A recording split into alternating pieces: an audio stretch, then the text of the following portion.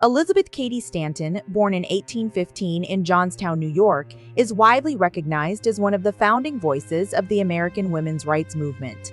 But before she helped launch the Seneca Falls Convention in 1848 or co-authored the Declaration of Sentiments, Stanton was already deeply involved in the abolitionist movement. One of her most powerful early statements against slavery came in her 1860 piece titled A Slave's Appeal.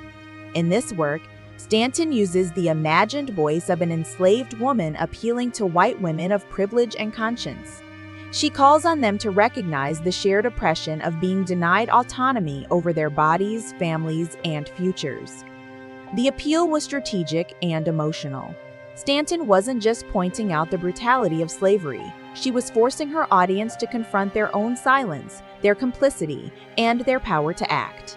The piece draws striking parallels between the condition of enslaved black women and the legal limitations faced by white women, particularly regarding property rights, marriage laws, and lack of political voice. But Stanton made it clear that slavery was the more extreme and violent form of this oppression. She asked, how can women demand rights for themselves while ignoring the cries of their enslaved sisters?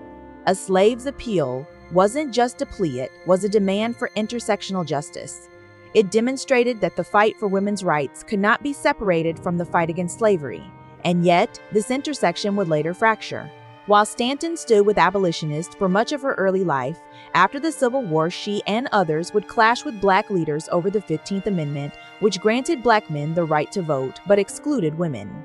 Still, this early work stands as a reminder that many white suffragists, like Stanton, understood the deep links between race, gender, and justice. At least in theory.